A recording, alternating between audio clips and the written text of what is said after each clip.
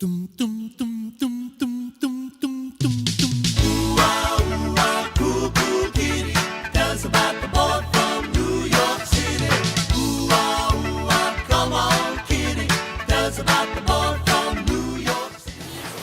two.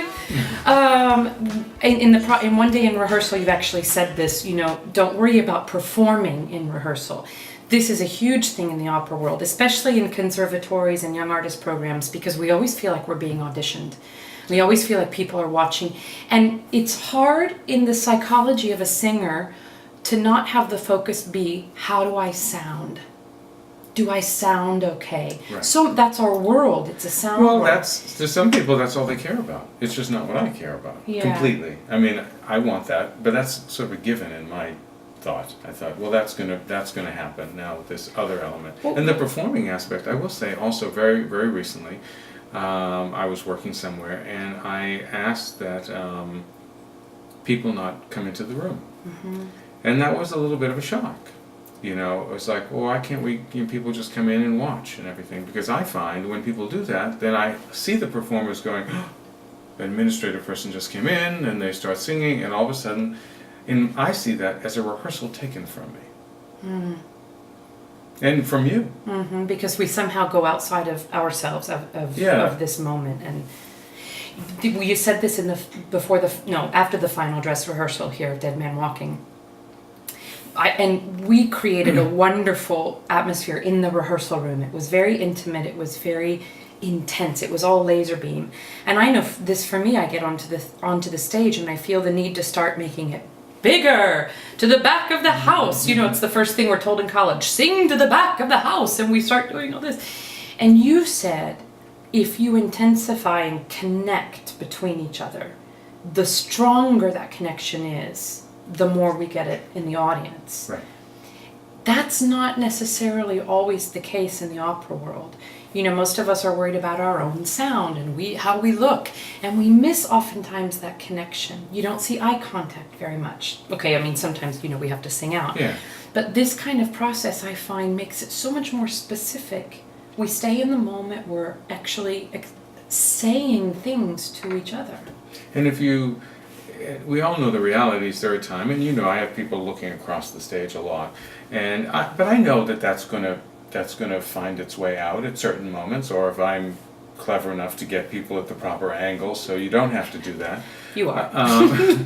But still, why deny yourself the process in the room? Yes. Of looking into that other person's eyes and finding out what's going on, because in that other person's eyes is the answer to what's going on in you. I love that. Say that one more time. Oh, the answer to what's going on in you is in the other person's eyes. If you're ever thinking about, gee, I don't know what I should be feeling at this moment, don't go in here to try to figure it out. You go there. What if you don't have a receptive colleague? What if you don't have somebody who's listening to you? Ask them to.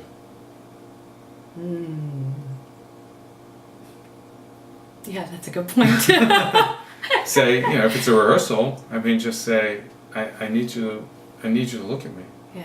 Or if it was an actor, you probably wouldn't do opera singers don't tend to be this bold, but I've seen actors just completely break off staging, walk off and stand right in front of them and go, so. Oh, that's fabulous. Yeah. That's do it. fabulous. Why not? Okay. Take note.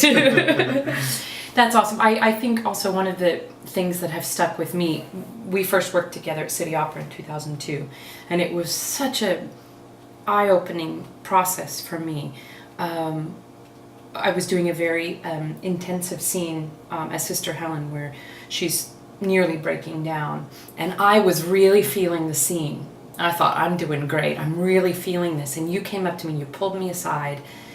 For stage directors, that's a beautiful thing to do when there's something sort of quite intense, to not announce it in front of the whole room, to just talk one-on-one. I did that the other night too. You saw me go off to certain people. It makes us feel safe. Yeah. Stage directors, it's a really lovely thing to do, and it's because if you give something that's too personal, for lack of a better word, in front of everyone, then everyone is going to be looking to see if they achieve it. Yeah, and you become self-conscious, and so you pulled me aside, which I really appreciated, and you said, Joyce, I see that you're really feeling this, but don't forget that we in the audience, we want to decide how you feel. You don't need to tell us. And I thought that was it, but it's a hard thing to do in opera because we're demonstrating all the time this heightened emotion. Right. So would you say the key to that is just saying the words? We'll never demonstrate, first of all. I think that, let me think about that. You said, I think the key to, okay. Let me. Sorry. You'll edit that out. Let me edit out that pause. Maybe. Maybe. Don't edit it out. What, you know, you gotta, I want to say the right thing. You know, I had this a lot recently in a recent piece, and I would say to the singers, I don't want to know what you're thinking right now. I don't want to know until you speak. It's the same as the thing we started talking about in part one, is of giving it away before you're there. But also, it's okay for the audience to wonder, let's say a scene ends, you know, as a confrontation, and one character walks off stage, and the audience doesn't give a clue of it. Oh. Think about that. Yeah. Oh. It's thrilling. Yeah. And you want the audience to be thinking, oh, what's she gonna do? Yeah. But very often we want to tell the audience how we feel. I'm upset, I'm mad, I'm happy, you know? Especially in opera where these things are larger than life. And I know for myself, if I'm not showing it, I feel like maybe they won't get it. Or then I'm not giving enough. I've got to give more. And in essence, when it's more focused and you actually put it out there for them instead of shoving it out. I don't know how to articulate it. So well, I think you want to bring them. You want to bring them to you, don't you? Absolutely. You want to bring them to you rather than going out to them. Yeah. And it's, you know, what we talked about the other night as far as, you know, having to reach the back of the theater. And of course, you're all performers, so your instincts are correct. You talked about when we were on the stage, you said, well, how do I keep it as intimate as in the room? Well, in a way you don't. You know, I mean, you don't change what you do. Right. I mean, I always say, don't get bigger, get deeper. Go deeper, you know? But your body, your instrument, is naturally going to just expand to embrace the room. Mm-hmm. You know, you perform one way in a smaller place. There's something that needs to, you know, your body, your energy just goes out and expands the place. You don't want to. You know, there's the opposite of that, which I've seen in a lot of plays, where people get on the stage and they talk like this and this. It's like, hello, we're out here, we're out here, let us in, let us in. You know. But I find that the deeper you go into the text, into the words, then somehow that has better trajectory, I think. And there's no, you talk about, being big and all of that. I've said this to you, there's no such thing as too big or too small. Yeah. There's just true and false. Yeah. And you can be huge and true, and you can be small and be really, really false. Yeah. You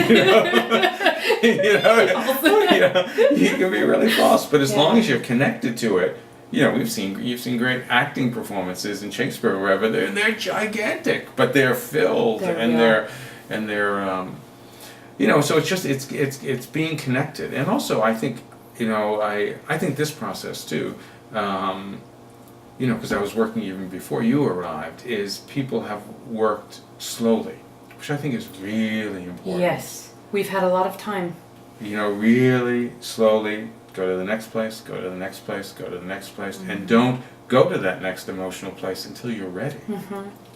And you know, it was actually early on, you know.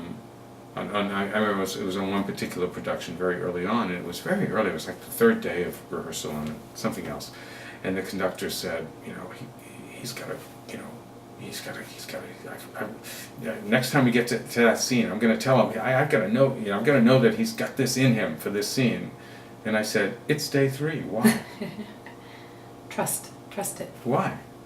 And he paused and he went, well, I guess we don't need it now, do we? And I said, no, give him a break. And it was someone that turned out to be spectacular, you know, but he took it slowly. It's layering, I think. Yeah.